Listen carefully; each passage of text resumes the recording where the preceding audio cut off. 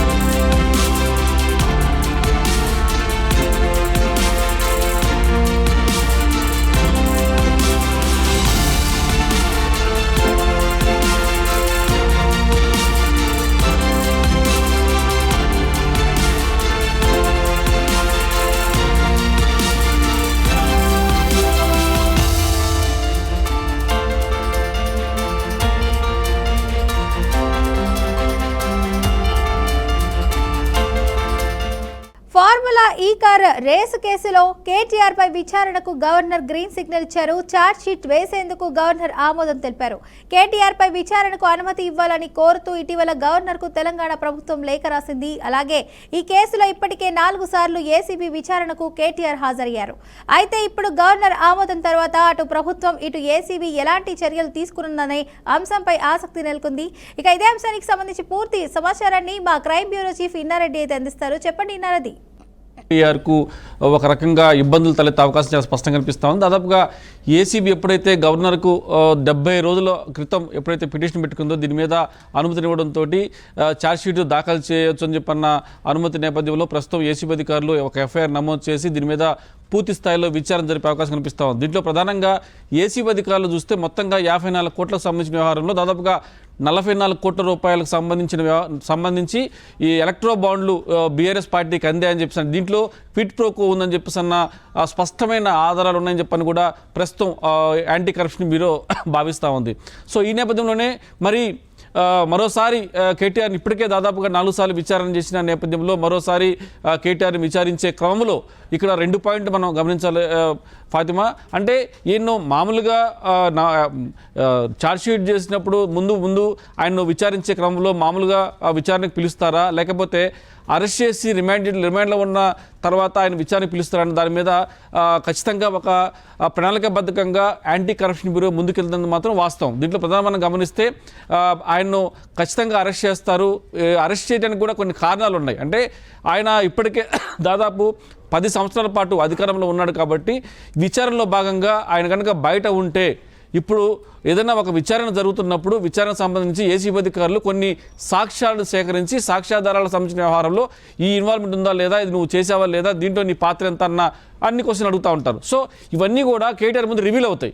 So అంటే ఇవన్నీ కూడా ఏసీబీ దగ్గర ఉన్నాయి కాబట్టి అవన్నీ రివీల్ అవుతాయి కాబట్టి మరి రేపు మళ్ళీ ఈ సాక్ష్యాధారాలను తారుమారు చేసే అవకాశం ఉందని చెప్పన్న ఏమైతే కాన్సెప్ట్ ఉందో ఆ నేపథ్యంలో ఆయన అరెస్ట్ చేసి ఈయన కనుక బయట ఉంటే ఖచ్చితంగా సాక్ష్యాధారాలను తారుమారు చేస్తాడని చెప్పి అన్న విషయం మీద కేటీఆర్ని అరెస్ట్ చేయడానికి అవకాశాలు చాలా ఎక్కువగా ఉన్నాయి. సో మొత్తం మీద ఈ కార్ రేస్ అనేది ప్రస్తుతం కేటీఆర్ మెడకు చుట్టుకునే అవకాశం కనిపిస్తూ ఉంది.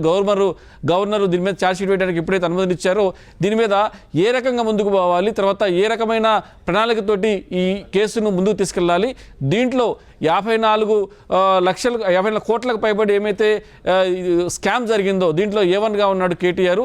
సో మరి దీంట్లో ఎలా ముందుకు పోవాలి, దీనికి సంబంధించిన ఇప్పటికే చాలా కీలకమైన అంశాల్లో సాక్ష్యాధారాలు సేకరించి మనము ఇంతకుముందు చెప్పుకున్నట్టుగా 54 కోట్ల దాదాపు 44 కోట్ల రూపాయల ఎలక్ట్రో బాండ్లు బీఆర్ఎస్కు చెందిన ఎవరికైతే ఈ కార్ రేసులో అనుమతినిచ్చి ఇదంతా కూడా అంటే గవర్నమెంట్కి అంటే ఈ గవర్నమెంట్ దీంట్లో నిర్ణయం తీసుకోకముందే వీళ్ళతో కాంట్రాక్ట్ కుదుర్చుకుంది, అంటే ఎంఓఏ కుదుర్చుకోకముందే వీళ్ళు డబ్బులను ట్రాన్స్ఫర్ చేశారు, వాళ్ళతో కమ్యూనికేట్ అయ్యారని చెప్పిన ఒక ఆరోపణ కూడా ఉంది. సో దీంట్లో చాలా విషయాలు ఇమిడి ఉన్నాయి కాబట్టి పక్కాగా సాక్ష్యాధారాలు ఉన్నాయి కాబట్టి ఎట్టి పరిస్థితుల్లో మేము ఛార్జ్షీట్ దాఖలు చేస్తున్నామని చెప్పని 70 రోజుల క్రితం ఏమైతే గవర్నమెంట్ ఏమైతే పిటిషన్ పెట్టిందో దాన్ని యాక్సెప్ట్ చేస్తూ గవర్నర్ ఒక నిర్ణయం తీసుకున్నాడు. సో ఆ నిర్ణయం ప్రకారం ఇప్పుడు ఏసీబీ అధికారులు తీసుకోబోయే నిర్ణయం అనేది చాలా కీలకంగా ఉంది. అంటే ఎప్పటి నుంచో చాలా ఆరోపణలు వచ్చినప్పుడు కూడా ఒకవైపున ఫోన్ ట్యాపింగ్ వ్యవహారంలో కూడా చాలా ఆరోపణలు వచ్చాయి. తర్వాత ఒకవైపున కేసీఆర్ మీద, తర్వాత మంత్రుల మీద రకరకాల ఆరోపణలు వచ్చినాయి. దీంట్లో చాలా విషయాలు మనం చూసాం. మరి ఆ సమయంలోనే కేటీఆర్ని కానీ కేసీఆర్ కానీ అరెస్ట్ చేస్తారని చెప్పన్న ఒక పుకారు కూడా లేచింది. దాని మీద ప్రభుత్వం చాలా ఆచితూచి అడుగులు వేస్తూ ఉంది. ఎందుకంటే దాన్ని అంటే వ్యతిరేకత అనేది గవర్నమెంట్ మీద వస్తుంది. కావాలని చెప్పిన వీళ్ళు అప్పటికే వాళ్ళు సెల్ఫ్ డిఫెన్స్ మీద మాకు సంబంధమైన విషయాలు ఇరికించే ప్రయత్నం చేస్తున్నారు. అది పోలీసులు చేస్తున్న ఒక వర్క్. అది ఏదైనా సరే ఒక ఇన్ఫర్మేషన్ వచ్చినప్పుడు పోలీసులు ఫోన్ ట్యాప్ చేస్తారు, దాంట్లో మమ్మల్ని ఇరికిచ్చి మమ్మల్ని కావాలని చెప్పి ప్రయత్నం చేస్తారని చెప్పని వాళ్ళు సెల్ఫ్ డిఫెన్స్ కింద కూడా వాళ్ళు ముందుగానే చెప్పడం జరిగింది. సో ఇలాంటి నేపథ్యంలోనే మరి ఇప్పుడు కేటీఆర్ అరెస్ట్ అవుతాడని చెప్పన్న విషయం మీద ఒక క్లారిటీ ఉంది. అంటే ఎందుకు అరెస్ట్ అవుతాడు, ఏ విషయం మీద ఆయన సంబంధించిన ఎలక్ట్రో బాండ్లకు సంబంధించిన వ్యవహారంలో 44 కోట్ల రూపాయలు క్విట్ ప్రోకో కింద ఇచ్చారు పార్టీకి అనేది చాలా స్పష్టంగా అక్కడ కనిపిస్తూ ఉంది. ఇదే కాకుండా విచారణ కీలక దశలో ఉంది, ఛార్జ్షీట్ దాఖలు చేస్తున్నారు. కాబట్టి ఈ సమయంలో మనం చెప్పుకున్నాం, ఈ సమయంలో విచారణ చేస్తున్నప్పుడు పోలీస్ దగ్గర ఉన్న సాక్ష్యాల మీద ప్రశ్నించే అవకాశం ఉంది. సో ప్రశ్నిస్తున్నప్పుడు పోలీస్ దగ్గర ఉన్న ఆధారాలు ఏంటనేది ఆయనకు క్లారిటీ వచ్చేస్తుంది. సో ఇలాంటి క్లారిటీ వచ్చేటప్పుడు నిజంగా కనుక బయట ఉంటే ఆయన పోలీస్ దగ్గర సాక్ష్యాలు ఉన్నాయి కాబట్టి వాటిని ఎలాగోలా తారుమారు చేయడానికి ఆయన తనకున్న పలుకుబడితో అధికారంలో ఉన్నాడు కాబట్టి 10 సంవత్సరాలు పలుకుబడితోటి సాక్ష్యాలు తారుమారు చేస్తాడని చెప్పన్న వ్యవహారం ఏమైతే ఉందో ఆ పాయింట్ మీద డెఫినెట్గా ఆయన అరెస్ట్ చేసే అవసరమైతే ఉంది. ఖచ్చితంగా అరెస్ట్ చేస్తారని చెప్పని కూడా మనకు అనధికార వర్గాల ద్వారా మన సమాచారం అంతా ఉంది. ఏదైనప్పుడు కూడా ఈ ఫార్ములా కేసు అనేది మాత్రం కేటీఆర్ మెడకు చుట్టుకుంది. ఖచ్చితంగా ఈ విషయం మీద మాత్రం ప్రభుత్వం సీరియస్గా ఉంది. గతంలో రేవంత్ రెడ్డి చాలా స్పష్టంగా చెప్పారు, ఇది ప్రజాపాలన, మేము ఎవరిని కూడా కక్షలతోనో లేకపోతే కావాలని చెప్పని కూడా వాళ్ళని అధికారం ఉందని చెప్పని అరెస్ట్ చేసే అవకాశం మాకు లేదు, అవసరం కూడా మాకు లేదు. చట్టం తన పని దాన్ని చేసుకుంటూ పోతుంది. చట్టపరిధిల అంశాల విషయంలో మేము దాంట్లో ఇన్వాల్వ్ కాము.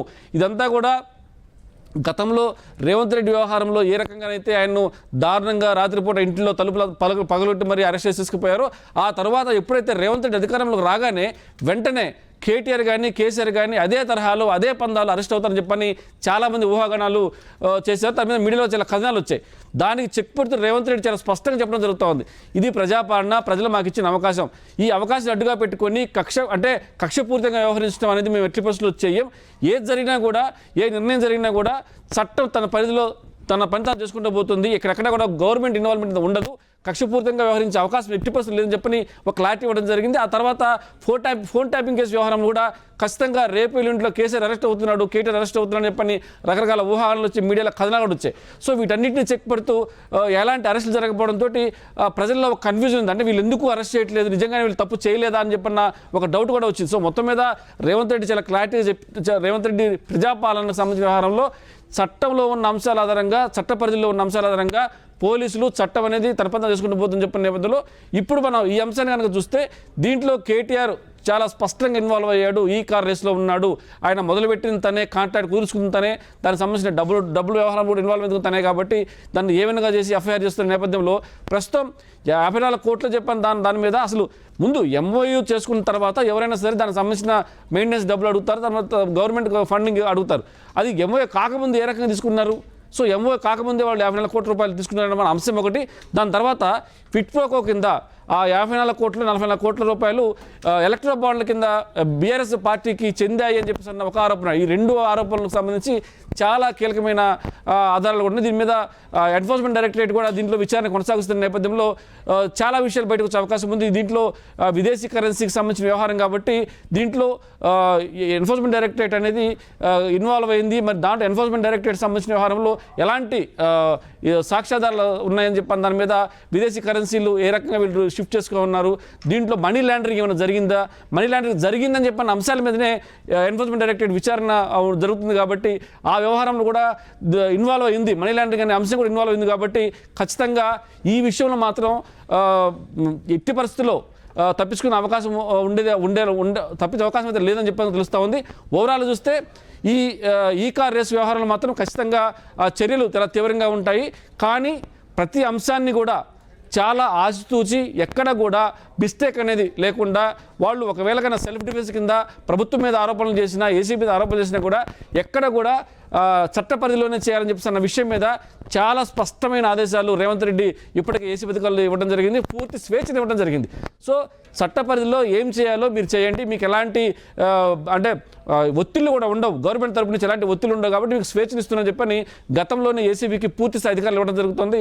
ప్రస్తుతం జరుగుతున్న ఈ కేటీఆర్ క్విట్ ప్రోకో వ్యవహారం కావచ్చు, తర్వాత ఏసీబీ కేసు సంబంధించిన ఈ కార్ రేస్ వ్యవహారం కావచ్చు, ఖచ్చితంగా ఒక సంచలనమైన వార్తలు వచ్చే అవకాశం ఉంది, అరెస్ట్ కూడా జరిగే అవకాశం చాలా స్పష్టంగా ఉంది. కాబట్టి మరి ఏసీబీ అధికారుల అడుగులు ఎలా ఉంటాయి, వాళ్ళు ఏ రకంగా ముందుకు పోతున్న దాని మీద సర్వత్రా ఉత్కంఠ ఎదురు చూస్తున్నారు ఫాతిమా.